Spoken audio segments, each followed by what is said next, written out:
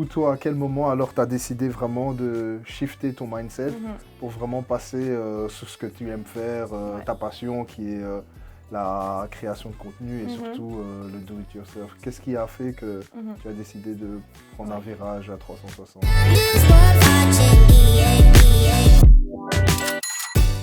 Bah, ça n'a pas été évident, je t'avoue, parce que j'ai toujours su que je voulais être entrepreneuse à un moment donné dans ma Mhm. vie, mais je t'avoue que j'avais un peu l'idée pour être entrepreneuse, il faut une passion, enfin vraiment un truc fort à développer, et j'avais pas l'impression d'avoir cette passion vraiment pour quelque chose en particulier. Enfin, j'aimais bien plein de choses, mais à ce stade, même la déco, enfin oui, j'aimais bien, mais j'étais pas, je lisais pas des bouquins de déco toutes les semaines. Ouais, Enfin, ouais. j'aimais bien, mais comme j'aimais bien plein d'autres choses, mais j'avais pas l'impression que j'avais un truc assez fort à développer, donc je me disais, un peu comme beaucoup de gens, je pense.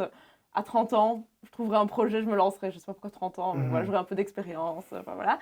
Et en fait, c'est pendant le Covid. Donc, j'ai été mise en chômage Covid pendant 6 mois par ma Ok. boîte du coup au Luxembourg. Et donc, j'étais vraiment chez moi bah, à faire pas grand chose au final parce que tout était fermé. Puis, j'habitais assez loin de Liège, ma ville natale. Donc, j'étais vraiment perdue au milieu de Ah nulle oui, donc part. Oui, j'habitais vers là-bas en fait. Donc, tu faisais pas les trajets, tu étais ouais, là, vraiment... j'étais vraiment, on était confinés, donc on Ah pouvait pas oui, trop oui, faire les oui, oui, trajets, donc c'est donc ça, ouais. j'étais vraiment bloquée là-bas. Et donc là, je me suis dit, bon, il faut prendre ça comme une chance, c'est l'occasion de réfléchir justement à un truc qui pourrait te faire kiffer, quoi, parce que Ouais. là, je me disais, mais je passais des semaines atroces au travail, je détestais ce que je faisais, c'était vraiment compliqué. Je me suis dit, bon, maintenant, essaye de trouver quelque chose, et donc j'ai commencé un petit peu à lire des livres de développement personnel, enfin, tu vois, un peu le schéma classique, et en fait, dans un des livres que j'ai lu, me disait, enfin, il était écrit en gros, réfléchissez à quelque chose que vous aimiez faire enfant, des choses que vous aimez faire sans forcément être payé pour le faire, le métier de rêve que vous vouliez faire quand vous étiez Mhm. plus jeune. Et j'ai commencé un petit peu à faire le puzzle, tu vois, de tout ça, de mettre ensemble. Et là, je me suis dit, ok, donc j'ai fait des études de digital marketing, ça m'a plu, j'aime bien ça, j'adore les réseaux sociaux, je suis quand même quelqu'un d'assez connecté. La déco, c'est un truc que j'ai toujours bien aimé, tout le côté un petit peu esthétique, créatif, c'est un truc qui me parle. Et donc en fait, à la base, mon projet initial, c'était lancer un e-shop de déco. Mais Ok. je me suis dit, en plein Covid, c'est peut-être pas le bon moment de lancer un business comme ça. Donc je me suis dit, je vais juste faire une petite page Insta sur la déco, je vais partager ma passion, etc. Enfin, ma passion, de nouveau, c'est un grand mot parce que Mhm. c'était pas non plus une passion à ce point-là, à ce moment-là.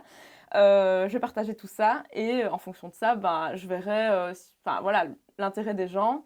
Si d'ici un an j'ai 1000 abonnés, ce sera 1000 potentiels clients pour mon futur e-shop. Donc c'était Ok. vraiment ça le Donc tu plan. avais déjà directement un objectif, tu dis à 1000 abonnés, la prochaine étape, Oui, enfin, c'était plus voilà. ou moins, mais je me disais, voilà, si déjà dans un an j'ai 1000, je serais déjà contente, ce sera déjà une petite base. C'était vraiment, je me disais, comme ça, step by step, je lance mon e-shop, mais pendant le Covid, je peux pas faire grand-chose sur ça, donc voilà, je commence mollo, quoi.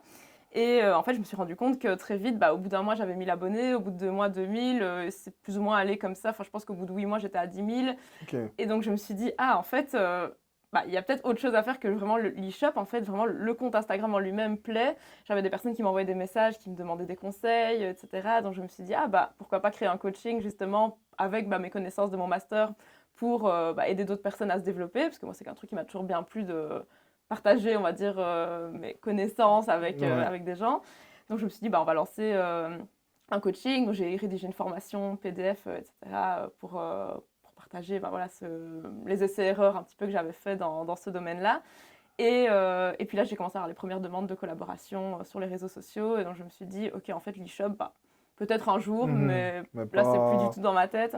Et donc, voilà, donc j'ai lancé mon compte en mai 2020, pour te donner un peu des chiffres. En janvier 2021, je me suis mise en indépendante complémentaire. Donc, j'avais toujours mon temps plein au Luxembourg, Ok, mais là on était sorti du Covid, je crois, hein, à ce plus ou moment-là, moins, plus ou ça moins. commençait à se Donc tu as calmer. quand même continué à garder ton travail dans C'est la ça, parce qu'en fait, mon finance. travail a recommencé, donc c'était vraiment de mai à septembre que j'étais en chômage Covid, donc un Ok. peu moins de 6 mois en vrai. Et donc j'ai repris mon temps plein dès septembre, mais donc avec mon compte Instagram en parallèle. Donc j'avais quand même mes vidéos à tourner, donc je galérais un petit peu, mais je faisais ça fin de journée, le Ouais. week-end, enfin, ouais, j'essayais de trouver des moments. Et voilà, donc Et, en janvier, indépendante complémentaire. Donc j'ai ok. commencé à commercialiser ma formation, mes coachings, les toutes premières collabs. Bon, c'était le début, donc il n'y en avait pas encore beaucoup, mais voilà. Et puis en juillet 2021, donc un petit peu plus d'un an après le début de ma page, là vraiment je me suis dit bon, je démissionne. Enfin, j'avais fait un petit peu mes calculs pour voir à quel moment c'était stratégique d'oser sauter Mhm. le pas justement et de se lancer. Et donc là j'ai démissionné et je me suis lancée à Mais, 100%. mais à ce moment-là, ta famille, parce que c'est toujours très difficile quand on veut passer d'un job qui est entre guillemets sûr Ouais. à autre chose qui est plus quelque chose de passion et qui est moins sûr, Ouais, ouais. entre guillemets, par rapport au regard des gens. Comment ta famille a pris les choses? Est-ce que tu as rencontré des personnes qui t'ont dit, ouais, non, ne fais pas ça, ne démissionne pas, continue ton job? Comment ça s'est passé un peu? Bah, ça s'est passé, ça se passe toujours. Ah, ok, c'est Même toujours maintenant, d'actualité, oui, quoi. même maintenant. Enfin, déjà, le problème, c'est que déjà, je pense que se lancer comme entrepreneur, c'est compliqué. Ouais, Il y a un côté, on se dit un petit peu, oui, c'est un petit peu inconscient, surtout quand tu as une bonne situation, au voilà. Luxembourg en plus, enfin voilà. Et en plus, je me lance dans un métier que personne ne connaît. Enfin, les jeunes, oui, mais les personnes plus âgées, enfin, pas du tout. Enfin, voilà. C'est pour ça que j'ai demandé au Oui, début, oui. ça veut dire quoi? Parce que je suis Ah sûr, oui, les gens, oui, ah, oui. tu fais quoi? Oui, non, bien sûr, bien sûr. Non, non, mais c'est pas du tout connu. Donc déjà, maintenant, alors que voilà, je fais ça quand même depuis un petit temps maintenant, ils voient que ça fonctionne. Bah, encore maintenant, parfois, c'est mais tu gagnes ta vie avec ça, enfin, c'est vraiment ton métier ou c'est un hobby? Mais non, non, c'est mon métier. Et du coup, à l'époque, bah, je me souviens, oui, enfin, j'en ai parlé avec mes parents. Mon papa, je pense que ça va encore. Enfin, je crois qu'il me fait confiance et donc il s'est dit, si elle le fait, c'est que c'est réfléchi et donc voilà. Ma maman, au début, elle a rien dit, mais je me souviens qu'au bout, je crois, de 2-3 mois, elle m'a appelée un jour et elle m'a dit bon, maintenant, quand est-ce que tu reprends un vrai travail? J'étais là, mais c'est un vrai travail. Elle dit oui, oui, non, mais tu me comprends, enfin, un CDI, enfin, Ouais.